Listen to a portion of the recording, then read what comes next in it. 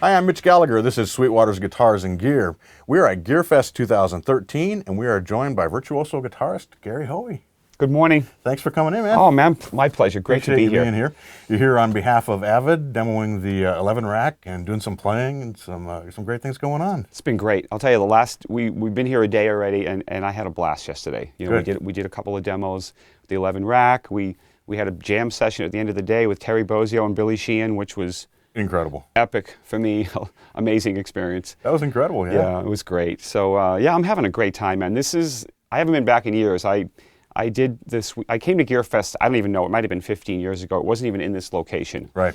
So to come back and see what you guys have done, it's impressive. Yeah. It's beautiful. Well, next time you come back, it'll be even more because we're doubling the size of the building and doing all kinds of stuff. So it just keeps growing. Yeah, I know, it's great. The facility is amazing. I mean, if I lived here in Fort Wayne, I would be hanging out here. I would be here all the time. Right. It's unbelievable. It's definitely a candy store. I was on the radio yesterday hanging out with Doc West from Rock 104. Mm-hmm. And, you know, I was telling everybody on the radio, I said, you got to come out to this thing. You don't know what you have in your own town. You know, like sometimes people live at Disneyland, they never go to Disneyland. They live right next to it. You know, it's like sometimes people don't realize people come from all over the world to come here. They absolutely do. To check it out because you guys do it right. Yeah, well, thank you. Thank you very much. We're so glad to have you here. My pleasure. So you were originally from the Northeast, the Boston area, right? Yes. Right. Yes. What drew you to play guitar? You know, I mean, I started initially, I was 14, and it was my sister was dating a guy that played guitar. Okay. It was one of those things, and he came over the house, and you know, he was sitting at the kitchen table, just playing guitar, you know, just sitting at the table, and it just mesmerized me. You know, just to see his hand, just like, you know, sitting on the neck and just, you know, playing a scale, whatever he was doing, it looked like a spider running up and down the neck. Right. That's how I could put an analogy to it. I was just like, wow, that looks amazing. And I asked him to teach me, and he said, get a guitar, I'll teach you some chords. And it kind of started from there. That got you started? Yeah.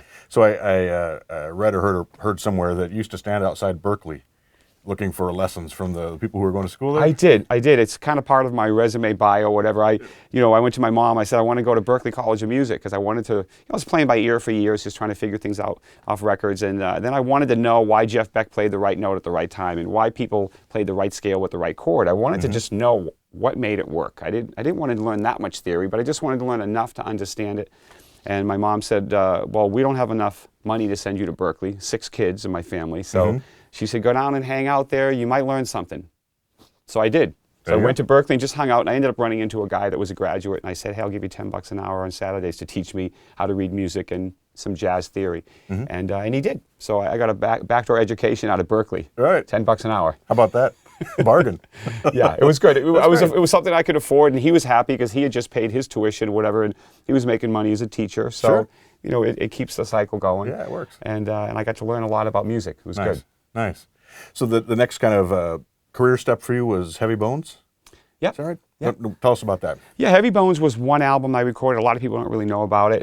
It was off Warner Reprise, the label, and it was you know, the end of kind of the beginning of the '90s when the grunge thing was coming in. I moved to California after I auditioned for Ozzy Osbourne, and I didn't get the gig, but it led me to go to California, and I found a manager, and we got a record deal, and you know, we made that one album, and it just, you know, it flopped. But it's become like kind of this little cult classic record where people find it on eBay and, you know, they pay $50 for it and they bring it to my show and I sign it. And, right, that's great. You know, the 6 people that bought it. And so we just, you know, the record's out there and I'm very proud of the album, but it just, it goes to show you can make a great record, but if the timing isn't right, it's not going to happen. Sure. And it's kind of one of those stepping stones as well. Yeah. You've gone on to make 18, 19 yeah, albums? I think 18 albums. If you count all the Christmas albums I've done, it's probably 18 or 19 albums. Right. Some of it's rehashed, you know, it's overrated. You know, the labels, they always, let's put a best of, the complete collection, the double disc, you know, so they keep reinventing the same songs. But yeah, I've put out a lot of music since then. Right, right. Definitely. One of your big hits was Hocus-Pocus. Yes. What led you to do that song? You know, it's kind of a happy accident. You know, we were just hanging out in the studio recording my first album after Heavy Bones failed. I went to Warner Brothers and I said, you know, can I just make this little instrumental record? Give me like 15 grand. The Heavy Bones record cost $450,000 to make. A little different budget. So I said, give me 15 grand, I'll make a record, and I did. And at the last minute, my manager said, you know, let's record one cover song.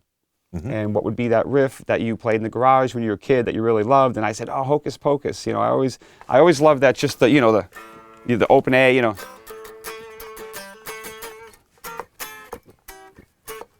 Make sure you tune up, guys, before you do interviews. Thing's so out of tune. But anyway, I love the riff, and we recorded it, and it hit the radio, and people just reacted. The phones blew up at all the radio stations. We had no idea it was going to take off. Right. And it ended up getting to number 5 on Billboard, and we probably sold a couple 100,000 copies for an instrumental guitar album, and Great, it gave me a career. It really did. It got me where I could make a living playing what I love. Right, right. So how did you move from doing the instrumental guitar albums to doing the film score things and things, the Endless Summer and some of those projects that you worked on? Well, I was living in Southern California, and I was on Surf Dog Records, so they were connected with the surf community, and we used to do a lot of donations for Surf Rider Foundation to try to help clean up the oceans. We were kind of getting involved in that, and Bruce Brown, the director of Endless Summer, the original movie, wanted to do Endless Summer 2. They did it with New Line Cinema, and my manager got me a meeting with him up in Santa Barbara, and I was supposed to come up there with a couple of songs, and I had about 16 songs that I'd written, and I just brought up everything I had, and he heard a bunch of stuff, and he said, well, you should do most of the soundtrack. So that's kind of, it was just a lucky situation I got into, and then we did Endless Summer 2, and became kind of a cult surf classic, like the first one, and it was great. It was really a cool project for me to do, just because I never really scored anything. I kind of faked my way all through it. Sorry, Bruce. He's like, have you ever scored a movie? I sure. Have you ever worked with SMPTE timecode? Yeah.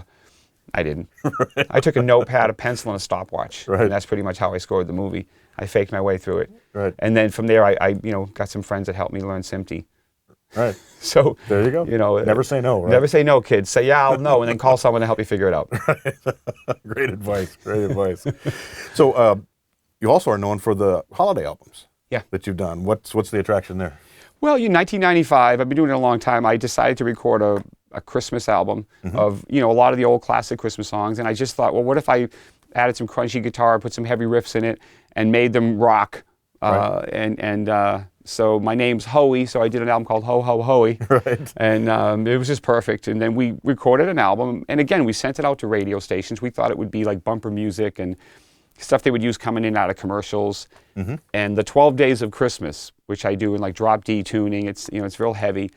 That hit the radio waves, and it just blew up. Right. And so we found out there was a big void in rock radio for anything to play, and my holiday music kind of fit a niche in there. So it's been going on for many years now, and every year I go out do my Christmas tour, and we do a lot of charity events behind it, food drives, Toys for Tots. We've raised a lot of money. We've filled tractor-trailer trucks full of food. We've done a lot of great things with the holiday music, and we've made some money too. Sure, so it works out then, it's a good thing. That's great, yep. Yeah, very cool. So you're here on behalf of Avid with the 11 rack. Yes. Tell us about your association with that and what drew you to that piece of gear. Well, I've been working with Pro Tools and Avid for many years, just as a guy that loves it. Not that I've been endorsed by them. And the 11 rack kind of caught my eye, and I talked to them about it, and they said, well, would you want to come up with some custom presets for us? Check it out, see if you like it. And I sat down with it, and I was blown away. It's just, there's a lot of companies that have done, guitar modeling type processors and things like that, but this one's really well thought out. You can pick up a great amp sound. It's sort of like a walk through the history of amps. I was just dialing it in, and you can go back to the the 50s and the 60s and move up to, you can actually hear the evolution of amps, like how they kind of, they didn't quite have a lot of distortion and everything, but now they're getting fuller sounding, and then you hear the beginning of the AC/DC sort of sound, and then the Van Halen, and it goes all the way up to Korn and Megadeth. So they covered the range of amps. The effects are amazing, and it's it's the sound that I really love about it. And the features that are laid out real smart. It's a lot of, like, you want to shut off the reverb, you can just push a button. You don't have to scroll through pages and pages. So it's really well laid out, and it's a standalone, really great audio interface. People don't realize that you can plug a microphone in it, you can plug a bass in it. My system is pretty much that with an Omni and a laptop, and I can take it on the road. And it's a complete system, which a lot of people don't. I think it's just a guitar processor, but it's more than that. And I think if they sit down and plug in and try it out, they'll hear it right away. And with Sweetwater, we got 10 presets from me, and there's many others, many other exclusives from Joe Satriani and a lot of other people. So people that come here, man, they're pretty lucky. Yeah, they get that stuff. Yeah, you get the benefit of that. Yeah, I think you really touched on something that for me was really important with the 11 rack, and that's that it makes sense to a guitarist. It's almost like you have your pedals there, and you've got your amp, and you kind of set it up, and you've got the buttons and knobs there that you can grab, and it really makes sense as a guitarist. Yet it does give you that whole entry into Pro Tools. and being able to use the software on the whole thing. So a brilliant idea. Yeah, a lot of guitar players are getting nervous, and they have to scroll through pages and pages of things to find just how to turn something off or adjust things. We're guitar players. What do you want? Right. But I love that the knobs are on the front. You can say I want less bass or less gain, and then it lights up. I love that too. They have lights on them, so you can kind of see what you're adjusting, and it's an amazing piece, man. And I saw today the deal they're offering, and they're bundling it with some software for Pro Tools, and it's I might just get another one before I leave. There you go. I'm not even kidding. You never have too many. So let's circle back around. You mentioned the jam session with Billy Sheehan and Terry Bozzio yesterday. That of all the GearFest, and I've been to like 10, I think that's one of the highlights of everything that I've seen. I mean, you guys were just killing it. Cool. And my understanding is you didn't even discuss what you were going to do. The three of you just kind of stepped on stage and... Yeah, it was really unbelievable, actually. Yeah. We were kind of talking. I tried texting them during the day. What do you guys want to play? Nobody got back to me. Right. We were all very busy. And it was surreal for me. And we were standing backstage, the three of us, and I think they were looking at me in a way for the guidance. And right as we were walking to the stage, I turned around. I said, "You guys want to do Going Down to start?" And Terry goes, "Oh, I know that one. Sure. Great." Right. And then I just decided to take control. So right as we ended Going Down, I just started Voodoo Child on the last note. I just started it and didn't even let them know. And of course they jumped in. Right. And then at the end I said, "You guys want to do Foxy Lady?" And they said, "Yeah." So we did a couple Hendrix tunes, which are always good, because everybody knows that it's like the universal language. And the blues is another one. We probably, if we'd played longer, we might have done some blues stuff. Right. But I wanted to play some funk. I wanted to do some crazy jams. I wanted to, But Terry, to me, he just did what he does, on everything we did, and Billy was amazing. So What was great was the interaction. Yeah. It really was like you guys were playing up there and working off each other, and a lot of listening going on and back and forth. Well, that's a lot of it. Some people came up to me at the end and they said, "How did you guys do that with no rehearsal and everything?"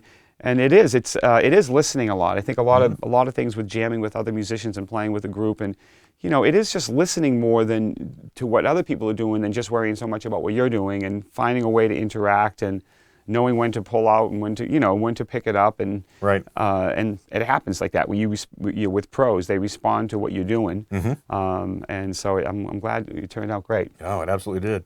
You mentioned the blues, and I actually have here your latest album, Yes, Deja Blues. Deja Blues. What a yeah. segue, huh? Yeah, pretty good. Yeah, Nice work, this man. one's autographed to me. I really appreciate Yeah, I that. signed it for you. I figured, you're going to put up with me this early in the morning. I got to give you something. I really appreciate it. So tell us about it. Well, this new record, Deja Blues, is it's something I've wanted to do for a long time. It's a collection of blues songs, a couple of remakes. I did Born Under a Bad Sign, and I did Going Down. Great. And I did them a little different, a little heavier than they were originally done. But yeah, this record, it's just kind of a long time coming, and I sort of cover everything from Stevie Ray Vaughan. There's the Texas blues in there to the Gary Moore kind of stuff, and the B.B. King. It's all in here. Really happy with this record. So I'm going to take it out on the road, do a bunch of shows. Great. And I'm going to stick with it for a while. I got a new acoustic blues album I'm working on now, doing all acoustic stuff. So Nice. I'm going to stick with the blues for a while, man. It's really feeling good for me. And, I put in the rock. I add the rock in there. And when we play live, we do some of my, obviously the songs from my past albums too. We can't let go of the past. So, Of course. And, but yeah, if people go to GaryHoey.com, I have most of the album streaming. They can listen to it on the website.